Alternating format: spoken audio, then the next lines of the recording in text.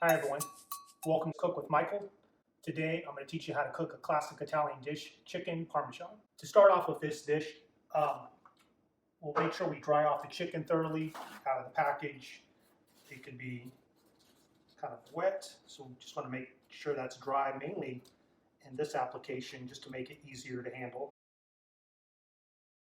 So we'll try that with some paper towels.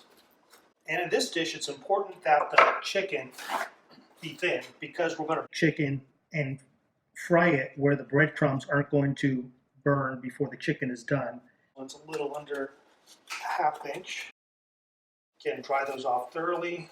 Next thing I'll do is wrap it in saran wrap, and this is so we could tenderize it.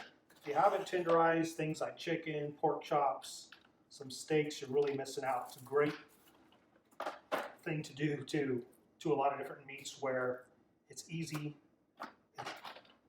and it really improves the mouthfeel of a lot of products like in this dish. So I'm going to use this meat tenderizer. You could also use a flat pan, a hammer covered with saran wrap. You can just tenderize the chicken that way and get it a little flatter. If you don't have one of these, or just do this. I do put a towel underneath the chicken or underneath the cutting board. That way it just seems to stabilize it better. It doesn't move around. And I'll tend to pound it a little more thoroughly in the areas of the chicken breast that are thicker. That way they'll all be about the same thickness, which will be probably just a little less than a quarter inch. And this saran wrap, the main thing it does is prevent splatter from going everywhere. You could do it without it, but then you're going to get chicken juice everywhere, and that's not the most sanitary application there. Next, we'll season it with salt.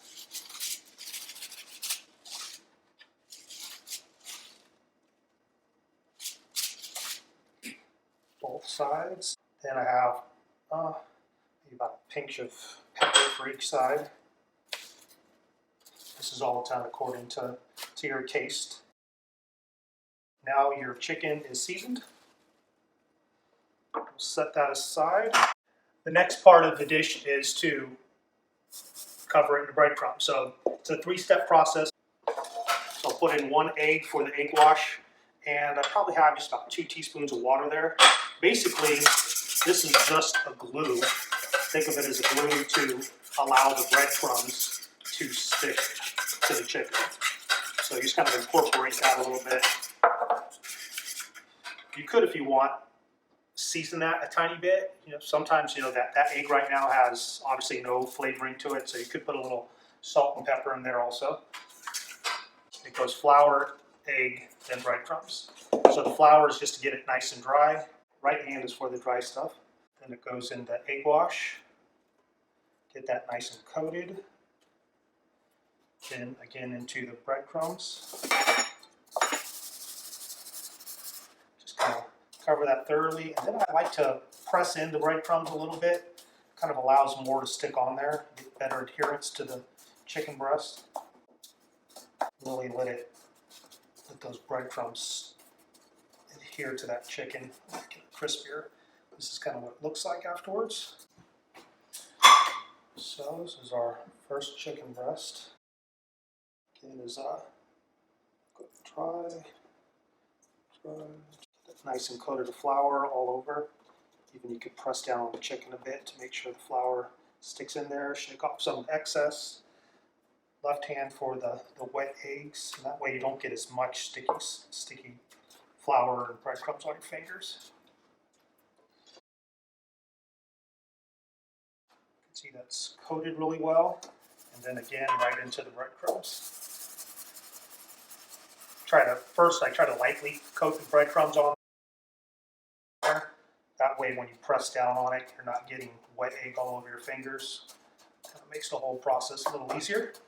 And again, really press in the breadcrumbs into the chicken breast. That way you'll get a nice coating on there. See, the other thing, when you pound chicken out, it makes it look twice as big. These this was just one chicken breast. Now it looks like two huge pieces. Okay, our chicken breast is breaded. We're going to fry that chicken in a little bit of olive oil. We'll get our cheese ready. Again, I'm going to show you how to make one of these, but you could obviously make as many as in your party. I'm using mozzarella and also fresh mozzarella. It'll just really give it a cheesy, gooey texture at the end. And if you're doing this for multiple people, the first step where I'm showing you how to fry it, you could fry them partially and then after move them onto a baking sheet, a cookie pan, and let them sit. And then when it's closer to dinner time, pop them in the oven with the cheese on top and to finish them off. It's kind of easier if you're doing, 6 or 10 of them.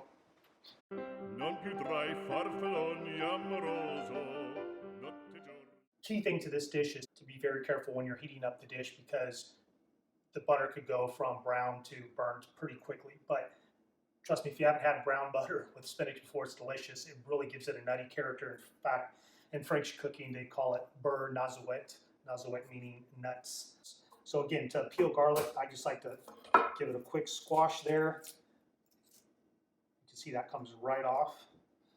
And then after I get rid of the little node, the little root node, just because that's kind of tough and really doesn't cook down.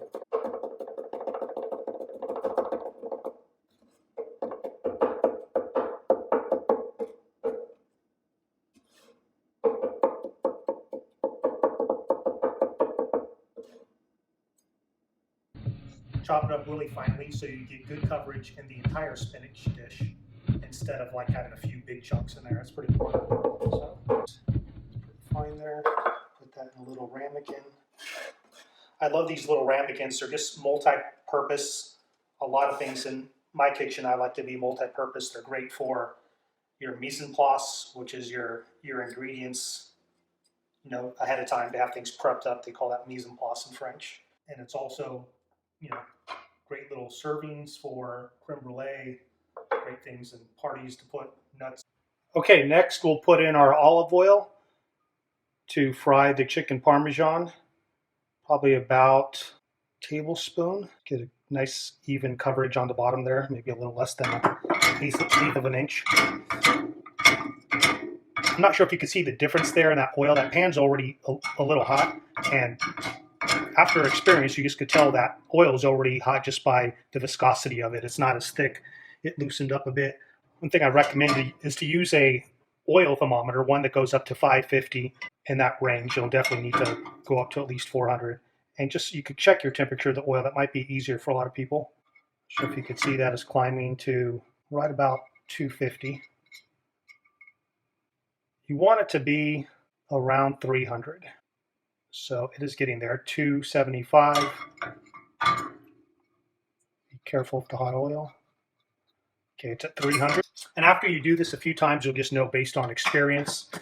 Another way you could tell is watch when I put in the chicken. See how it's just starting to sizzle? If you don't get that sizzle, you could like dip your chicken in there slightly. If you don't see it sizzling like that, that means the pan is not hot enough. So slowly drop that in away from you again. So it'll be about 3 minutes on each side. Keep it in mind that this chicken is fairly thin, about a 1/4 inch.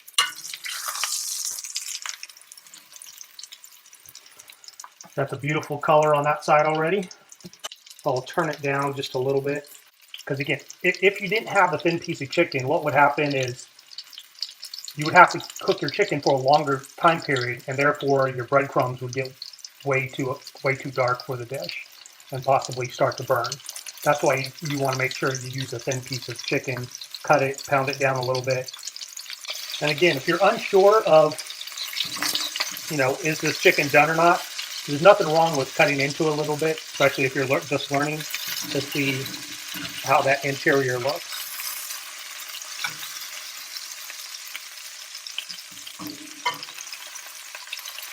And I already could tell that is done. So if you were cooking this dish and making a bunch for a big party, say like 6 people, you would fry each piece. You could fry maybe 3 of them in a bigger pan and then transfer those to a cookie dish. And then when your guests show up, maybe 15 minutes before serving, throw your cheese on and pop it in the oven just to bring it up to temp and melt the cheese. Put that fresh mozzarella on there.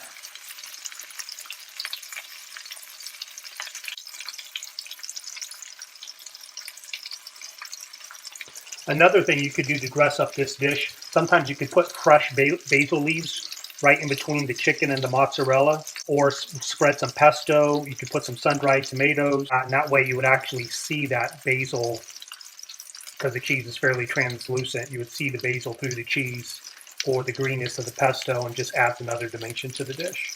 Again, turning down my fire because the chicken's cooked. I'll cover that slightly just for about a minute or so to allow more heat to stay in there. That way the cheese will start to melt. You could also at this point throw the whole pan in the oven to allow the cheese to melt.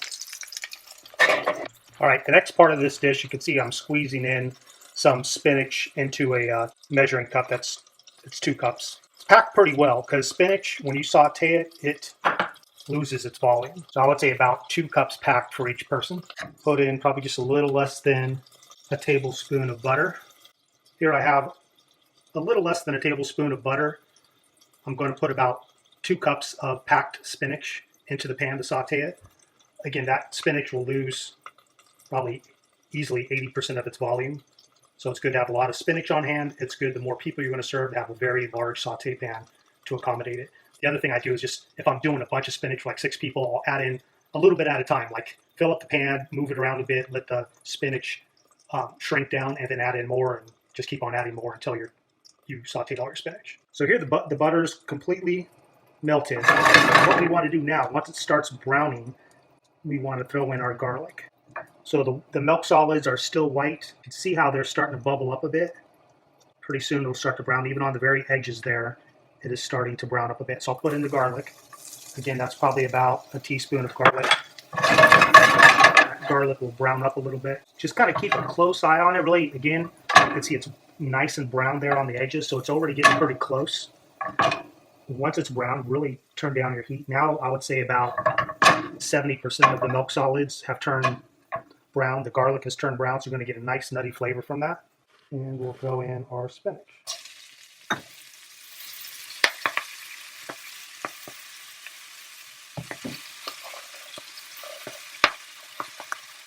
Again, this is a fairly big saute pan, probably about 12 inches, and all that spinach in there is probably just enough for one person.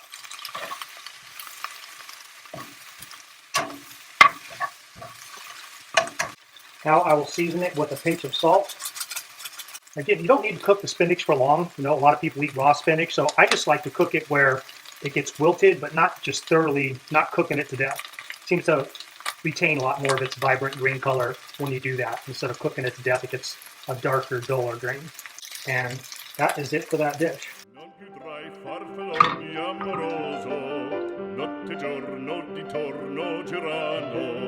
Delle belle turbando al riposo